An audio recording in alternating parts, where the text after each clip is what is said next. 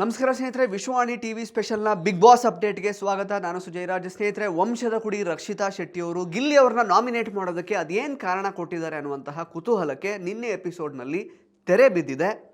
ರಕ್ಷಿತಾ ಶೆಟ್ಟಿ ಅವರು big boss season 12 ಶುರುವಾದಾಗಲಿಂದ ತಮಗೆ ತಾವೇ ಎಲ್ಲೆಲ್ಲಿ ಸ್ಟ್ಯಾಂಡ್ ತಗೊಳ್ಬೇಕೋ ಅಲ್ಲಲ್ಲಿ ಸ್ಟ್ಯಾಂಡ್ಗಳನ್ನು ತಗೊಂಡು ಎಲ್ಲೆಲ್ಲಿ ತಪ್ಪುಗಳು ಕಾಣುತ್ತೋ ಅಲ್ಲಲ್ಲಿ ಅದನ್ನು ನೇರವಾಗಿ ಖಂಡಿಸಿ, ಇನ್ಫ್ಯಾಕ್ಟ್ ತಮ್ಮ ಸ್ನೇಹಿತರೇ ತಪ್ಪು ಮಾಡ್ತಾಯಿದ್ರು ಕೂಡ ಅದನ್ನು ಖಡಾಖಂಡಿತವಾಗಿ ಅವರಿಗೆ ತಿಳಿಸುವಂತಹ ಪ್ರಯತ್ನ ಮಾಡಿಕೊಂಡು ಬಹಳ ಮೆಚೂರ್ಡ್ ಆಗಿ ಇಲ್ಲಿ ತನಕ ಆಡ್ತಾ ಬಂದಿದ್ರು. ಬಟ್ ಅದು ಯಾಕೋ ಗೊತ್ತಿಲ್ಲ, ಕಳೆದ ವಾರ ಅಲ್ಲ ಅದರ ಹಿಂದಿನ ವಾರದಿಂದ ಮ್ಯೂಟೆಂಟ್ ರಘು ಅವರನ್ನು ನಾಮಿನೇಟ್ ಮಾಡ್ತಾರೆ.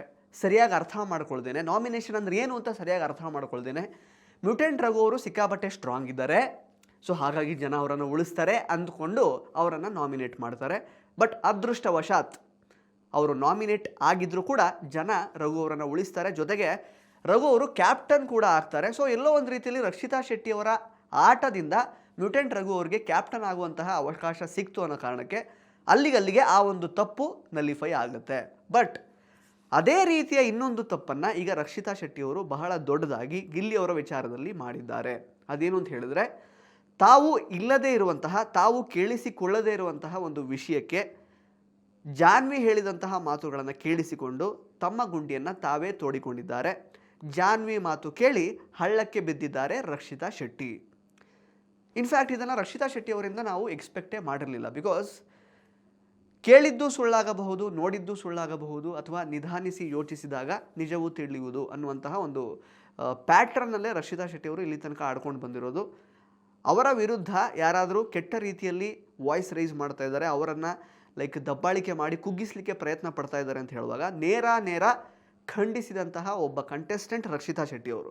ಆದರೆ ಈಗ ತಾವು ಇನ್ವಾಲ್ವೇ ಆಗದಿರುವಂತಹ ವಿಚಾರದಲ್ಲಿ, ತಾವು ನೋಡದೇ ಇರುವಂತಹ ವಿಚಾರದಲ್ಲಿ, ತಾವು ಕೇಳದೇ ಇರುವಂತಹ ವಿಚಾರದಲ್ಲಿ ಏನೇನೋ ಒಪಿನಿಯನನ್ನು ಬರೆಸ್ಕೊಂಡು, ಅದು ಯಾರು ಜಾನ್ವಿ ಹೇಳಿದಂತಹ ಮಾತುಗಳಿಂದ ಬ್ರೈನ್ ವಾಶ್ ಆಗಿ ಈಗ ಗಿಲ್ಲಿ ಅವರನ್ನು ನಾಮಿನೇಟ್ ಮಾಡಿದ್ದಾರೆ. ಸೊ ಇಲ್ಲಿಂದ ಬಹುಶಃ ರಕ್ಷಿತಾ ಶೆಟ್ಟಿಯವರ ಡೌನ್ಫಾಲ್ ಶುರುವಾಗುತ್ತೆ ಅಂತ ಹೇಳ್ಬೋದು.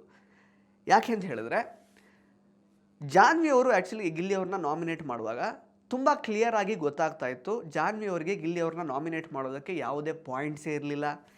ಗಿಲ್ಲಿ ಅವರು ಜಾನ್ವಿ ಅವರನ್ನು ಕನ್ಫ್ಯೂಸ್ ಆಗಿದ್ದಾರೆ ಅನ್ನೋ ಕಾರಣಕ್ಕೆ ನಾಮಿನೇಟ್ ಮಾಡಿದಾಗ ಅವರಿಗೆ ವಾಪಸ್ ಕೊಡಬೇಕು ಅನ್ನೋ ಕಾರಣಕ್ಕೆ ಸುಮ್ಮನೆ ಏನೇನೋ ಸವಿರುಚಿ ಅನುಬಂಧ ಅಂತ ಅಂದ್ಕೊಂಡು ನೀನು ನನ್ನ ಆ್ಯಂಕರಿಂಗನ್ನು ಕೆಳಗಿಟ್ಟು ಮಾತಾಡಿದೆ ಅನ್ನುವಂತಹ ಪೊಳ್ಳು ರೀಸನ್ ಕೊಟ್ಟು ನಾಮಿನೇಟ್ ಮಾಡಿದ್ರು. ಯಾಕೆಂತಂದರೆ ಗಿಲ್ಲಿ ಮತ್ತು ಕಾವ್ಯ ಮತ್ತು ಜಾನ್ವಿ ಮಧ್ಯೆ ಆದಂತಹ ಆ ಒಂದು ಆ್ಯಂಕರಿಂಗ್ ಕಾನ್ವರ್ಸೇಷನನ್ನು ನೀವು ನಿನ್ನೆ ಎಪಿಸೋಡ್ನ ಶುರುವಿನಲ್ಲಿ ನೋಡಿದರೆ ಗೊತ್ತಾಗಿರುತ್ತೆ. ಇನ್ಫ್ಯಾಕ್ಟ್ ಗಿಲ್ಲಿ ಎಲ್ಲೂ ಕೂಡ ನೀನು ಆ್ಯಂಕರಿಂಗ್ ಸರಿಯಾಗಿ ಮಾಡಲ್ಲ, ನಿನಗೆ ಆ್ಯಂಕರಿಂಗೇ ಬರಲ್ಲ, ಅಥವಾ ಆ್ಯಂಕರಿಂಗ್ ಜಾಬ್ ಅನ್ನೋವಂಥದ್ದು ತುಂಬ ಕೆಳಮಟ್ಟದ ಜಾಬ್ ಅನ್ನೋ ರೀತಿಯಲ್ಲಿ ಎಲ್ಲೂ ಮಾತಾಡಲೇ ಇಲ್ಲ. ಜೊತೆಗೆ ಸವಿರುಚಿಗಿಂತ ಅನುಬಂಧ ದೊಡ್ಡ ಶೋ ಅಂತ ಅವ್ರಿಗೆ ಹೇಳೂ ಇಲ್ಲ, ಆ ಥರದ ಮಾತೇ ಬಂದಿಲ್ಲ. ಇನ್ಫ್ಯಾಕ್ಟ್ ಹಂಗೆ ಹೇಳೋಕೆ ಹೋದರೆ ಸವಿರುಚಿ ಲೈಕ್ ಅಂದರೆ ಕುಕ್ಕಿಂಗ್ ಶೋ, ಅದರಲ್ಲೇನು ಆ್ಯಂಕರಿಂಗ್ ಇರುತ್ತೆ, ನಾವು ಮಾಡೋದು ಬೆಳಗಿಲ್ಲಿ, ನಾವು ಅನುಬಂಧ ಮಾಡೋಣ ಅಂತ ಕಾವ್ಯ ಅವರೇ ಎರಡೆರಡು ಸಲ ಹೇಳಿದ್ದಾರೆ ಆ್ಯಕ್ಚುಲಿ. ಆಗ ಎರಡನೇ ಸಲ ಹೇಳಿದಾಗ ಇವರು ಹುಷ್ ಅಂತ ಹೇಳುವಂತಹ ಪ್ರಯತ್ನ ಮಾಡಿದ್ದಾರೆ ಜಾನ್ವಿ ಅವರು ಕಾವ್ಯ ಅವ್ರಿಗೆ. ಹಾಗೆಲ್ಲ ಹೇಳಬೇಡ, ಸುಮ್ಮನಿರು ಅಂತ. ಕಾವ್ಯ ಆ್ಯಕ್ಚುಲಿ ಸವಿರುಚಿ ಮಾಡೋದು ಬೇಡ, ಅನುಬಂಧ ಮಾಡ್ತೀನಿ ಅಂತ ಹೇಳಿದಾಗಲೂ ಗಿಲ್ಲಿ ನೋಡ್ದ ಹೆಂಗೆ ಮಾತಾಡ್ತೀಯ ನೀನು, ಆ್ಯಂಕರಿಂಗ್ ಅಂದರೆ ಏನು ಸುಲಭ ಅಂತ ಅಂದ್ಕೊಂಡಿದ್ಯಾ, ನಿನ್ನ ಬಾಯಲ್ಲೇ ಬಂತಲ್ಲ ನೋಡು ಹೆಂಗೆ ಮಾತಾಡ್ತೀಯ ಅಂತ ಗಿಲ್ಲಿನೇ ಟಾರ್ಗೆಟ್ ಮಾಡಿ ಆ್ಯಕ್ಚುಲಿ ಜಾನ್ವಿ ಅವರು ಮಾತಾಡ್ತಿದ್ರು. ಅಲ್ಲಿ ಹೇಳಬೇಕು ಅಂತಂದರೆ ಕಾವ್ಯ ಅವರು ತಮಾಷೆಗೆ ಹೇಳ್ತಾ ಇದ್ದಿದ್ದು, ಬಟ್ ಸವಿರುಚಿ ಬೇಡ ಅನುಬಂಧ ಮಾಡೋಣ ಅಂತ ಕಾವ್ಯ ಅವರೇ ಎರಡೆರಡು ಸಲ ಹೇಳಿದ್ದು. ಬಟ್ ಜಾನ್ವಿ ಮಾತ್ರ ಕಾವ್ಯ ಅವರ ಮಾತುಗಳನ್ನು ಲೈಕ್ ಕೇಳಿದ್ರು ಕೇಳಿಸಿಕೊಳ್ಳದ ಹಾಗೆ ಮಾಡಿಕೊಂಡು ಗಿಲ್ಲಿನ ಮಾತ್ರ ಟಾರ್ಗೆಟ್ ಮಾಡಿ, ಅಥವಾ ಗಿಲ್ಲಿ ಏನೋ ಬಾಯಿ ತಪ್ಪಿ ಏನೋ ಅಪಭ್ರಂಶ ಮಾತಾಡ್ಬಿಟ್ಟ ಅನ್ನೋ ರೀತಿಯಲ್ಲಿ ಅವರನ್ನು ಬಿಂಬಿಸುವ ಪ್ರಯತ್ನ ಮಾಡಿದರು. ಅದು ಸಫಲವಾಗಲಿಲ್ಲ. ಇನ್ಫ್ಯಾಕ್ಟ್ ಗಿಲ್ಲಿ ಜಾನ್ವಿ ಅವರನ್ನು ನಾಮಿನೇಟ್ ಮಾಡದೇ ಇರ್ತಿದ್ದಿದ್ರೆ ಸುಮ್ಮನೆ ಜಾನ್ವಿ ಅವರು ಅದೇ ಪೊಳ್ಳು ರೀಸನನ್ನು ಇಟ್ಕೊಂಡು ನಾಮಿನೇಟೂ ಮಾಡ್ತಿರ್ಲಿಲ್ಲ.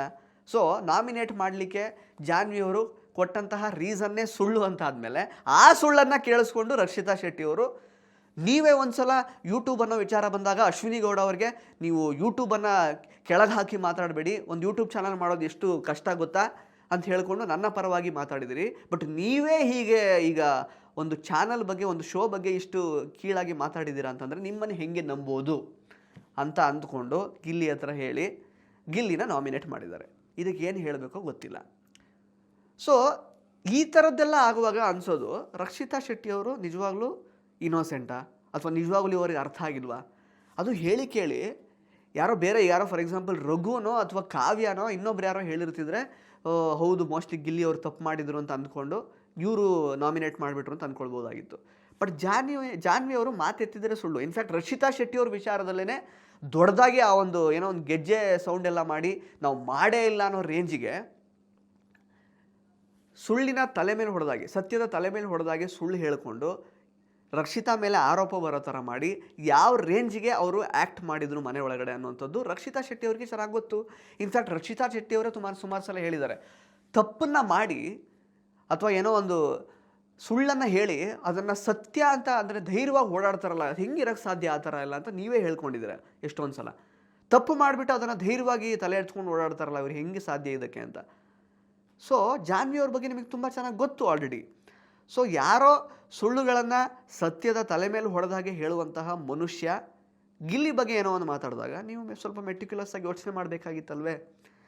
ಬಟ್ ಇಲ್ಲ, ಇದು ನಿಮಗೆ ಪನಿಷ್ಮೆಂಟ್ ಅಂತ ಹೇಳ್ಕೊಂಡು ನೀವು ಗಿಲ್ಲಿಯನ್ನು ನಾಮಿನೇಟ್ ಮಾಡಿದ್ದಾರೆ. ರಕ್ಷಿತಾ ಅವರೇ, ಕದನದೊಳ್ ಗಿಲ್ಲಿಯನ್ನು ಕೆಳಕಿ ಉಳಿದವರಿಲ್ಲ ಸದ್ಯಕ್ಕೆ ಬಿಗ್ ಬಾಸ್ ಸೀಸನ್ 12ಅಲ್ಲಿ. ಇಲ್ಲಿಂದ ನಿಮ್ಮ ಡೌನ್ಫಾಲು ಶುರುವಾಯಿತು ಅಂತ ಅಂದ್ಕೊಳ್ಬಹುದು.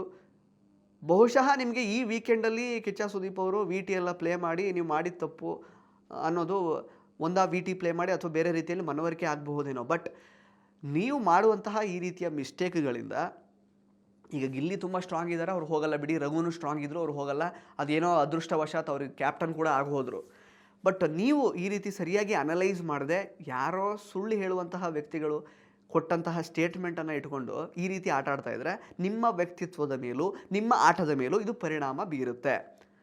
ಇದಷ್ಟೇ ಅಲ್ಲದೆ ನೀವು ಈ ರೀಸನ್ಸ್ ಎಲ್ಲ ಬಿಟ್ಟು Gilli is a strong contestant, ನನಗೆ ತುಂಬ ಸ್ಟ್ರಾಂಗ್ ಅಂತ ಅನ್ನಿಸ್ತಾರೆ, ನನಗೆ ಆಟ ಮುಂದುವರ್ಸ್ಕೊಂಡು ಹೋಗೋದಕ್ಕೆ, ನನಗೆ ಈ ಶೋನ ಗೆಲ್ಲೋದಕ್ಕೆ ಕಷ್ಟ ಆಗುತ್ತೆ ಅವರಿದ್ದರೆ ಅಂತ ಅಂದ್ಕೊಂಡು ಏನಾದರೂ ನೀವು ನಾಮಿನೇಟ್ ಮಾಡಿರ್ತಿದ್ರೆ ನೀವು ನಿಜವಾಗ್ಲೂ ಇನ್ನೂ ಎತ್ತರದ ಸ್ಥಾನದಲ್ಲಿ ಇರ್ತಾಯಿದ್ರಿ. ಓಕೆ, ವ್ಯಾಲಿಡ್ ರೀಸನ್ ಕೊಟ್ಟಿದ್ದಾರೆ ಅಂತ ಅನ್ನಿಸ್ತಾ ಇತ್ತು ನಮಗೆ. ಬಟ್ ನೀವು ಯಾರೋ ಹೇಳಿದ ಮಾತನ್ನು ಕೇಳ್ಕೊಂಡು ಈ ರೀತಿ ಕೊಟ್ಟಿರೋದು, ನೀವೇನು ಸ್ಟ್ರಾಟಜಿಕಲಿ ಪ್ಲೇ ಮಾಡ್ತಿದ್ದೀರಾ ಅಥವಾ ನಿಜವಾಗ್ಲೂ ನೀವು ಇನ್ನೋಸೆಂಟಾ ಅಥವಾ ನಿಮಗೆ ಅರ್ಥ ಆಗಿಲ್ವಾ ಅಥವಾ ಲೈಕ್ ನೀವು ಸೆಲೆಕ್ಟಿವ್ಲಿ ಇನ್ನೋಸೆಂಟ್, ಸೆಲೆಕ್ಟಿವ್ಲಿ ಬ್ರೈನಿನ, ಸೆಲೆಕ್ಟಿವ್ಲಿ ವೈಸಾಗಿ ಆಟ ಆಡ್ತಿದ್ದೀರಾ ಅನ್ನುವಂತಹ ಪ್ರಶ್ನೆಗಳನ್ನು ಹುಟ್ಟಾಗ್ತಾ ಇದೆ. ಅದ್ರ ಜೊತೆಗೆ ಕಾವ್ಯ ಅವರನ್ನು ನೀವು ಆ್ಯಕ್ಚುಲಿ ನಾಮಿನೇಟ್ ಮಾಡ್ತೀರಾ. ಅದು ಕೂಡ VTಯಲ್ಲಿ ಅವ್ರು ಹೇಳಿರ್ತಾರೆ ಅಶ್ವಿನಿ ಅವ್ರ ಬಗ್ಗೆ ಅಟೆನ್ಷನ್ ಸೀಕರ್ ಅಂತ. ಅದನ್ನು ಕೆಟ್ಟ ರೀತಿಯಲ್ಲಿ ಹೇಳಿರಲಿಲ್ಲ ಅವರು. ಹೌದು, ಅವ್ರೀಗ ಸಹಾನುಭೂತಿ ತೋರಿಸ್ಬೇಕಾದಂತಹ ಸಮಯದಲ್ಲಿ ಅಶ್ವಿನಿ ಅವರಿಗೆ ಕಾವ್ಯ ಅವರು ತೋರಿಸಿದ್ದಾರೆ, ಊಟ ಮಾಡಿಲ್ಲ ಪಾಪ, ಅವ್ರು ಹಾಗೆ ಇದ್ದಾರೆ ಅಂತ. ಬಟ್ ಅಟೆನ್ಷನ್ ಸೀಕಿಂಗ್ ಅಂದರೆ ಅವ್ರು ಕೆಟ್ಟ ರೀತಿಯಲ್ಲಿ ಹೇಳಿದಲ್ಲ. ಅದನ್ನು ಎಲ್ಲರೂ ನನ್ನ ಕಡೆ ತಿರುಗಲಿ, ನನ್ನನ್ನು ಬಂದು ಕೇಳಲಿ, ಸ್ವಲ್ಪ ನನ್ನನ್ನು ಓಲೈಸಲಿ ಅನ್ನುವಂತಹ ದೃಷ್ಟಿಯಿಂದ ಅಶ್ವಿನಿ ಅವರು ಈ ಥರ ಮಾತಾಡ್ತಿದ್ದಾರೆ ಅನ್ನುವಂತಹ ಅರ್ಥದಲ್ಲಿ ಅವ್ರು ಅಟೆನ್ಷನ್ ಸೀಕರ್ ಅಂತ ಹೇಳಿದ್ದು. ಬಟ್ ನೀವೇನು ಮಾಡಿದ್ರಿ, ನಿಮ್ಮ ಫ್ರೆಂಡ್ಸಿಗೇನೆ ಈಗ ಬುಡಕ್ಕೆ ಬೆಂಕಿ ಹಚ್ಚಿದ್ದೀರ. ಸೊ ಇಲ್ಲಿ ಅವರ ಆಟ ಮಾತ್ರ ಇಲ್ಲಿ ತೊಂದರೆಗೆ ಸಿಲುಕಿಕೊಳ್ತಾ ಇಲ್ಲ. ಅವ್ರು ಇವಾಗ ಸೇಫ್ ಆಗ್ತಾರೆ, ನಾಮಿನೇಟ್ ಆಗಿದ್ದರೂ ಸೇಫ್ ಆಗ್ತಾರೆ. ಬಟ್ ಆದರೆ ನಿಮ್ಮ ಆಟ ಇಲ್ಲಿಂದ ಕುಸಿಯೋದಕ್ಕೆ ಶುರುವಾಗುತ್ತೆ ಅಂತಹ ಬಹುಶಃ ನಿಮಗೆ ಗೊತ್ತಾಗಲಿಕ್ಕೆ ಇನ್ನಷ್ಟು ಸಮಯ ಬೇಕೇನೋ ಗೊತ್ತಿಲ್ಲ. ಬಟ್ ನಿಮಗೆ ಸ್ನೇಹಿತರೆ, ರಕ್ಷಿತಾ ಶೆಟ್ಟಿಯವರು ಯಾರ್ದೋ ಮಾತುಗಳನ್ನು ಕೇಳಿಕೊಂಡು ಅವರ ಆಟವನ್ನು ಅವರೇ ಹಳ್ಳಕ್ಕೆ ಬೀಳಿಸ್ಕೊಂಡು ಗಿಲ್ಲಿನ ಕೆಣಕಿದ್ದಾರೆ. ನಿಮಗೇನು ಅನಿಸುತ್ತೆ ಇದ್ರ ಬಗ್ಗೆ? ದಯವಿಟ್ಟು ಕಮೆಂಟ್ ಬಾಕ್ಸಲ್ಲಿ ಕಮೆಂಟ್ ಮಾಡಿ ತಿಳಿಸಿ. ಡಮಾಲ್ ಡಿಮಿಲ್ ಡಕ್ಕ, ಗಿಲ್ಲಿ ಗೆಲ್ಲೋದು ಪಕ್ಕ. ಧನ್ಯವಾದಗಳು. ಇಂಟ್ರೆಸ್ಟಿಂಗ್ ಮತ್ತು ಇನ್ಫಾರ್ಮೇಟಿವ್ ವಿಡಿಯೋಗಳನ್ನು ಮಿಸ್ ಮಾಡ್ಕೋಬೇಡಿ. ಈಗಲೇ ಸಬ್ಸ್ಕ್ರೈಬ್ ಮಾಡಿ.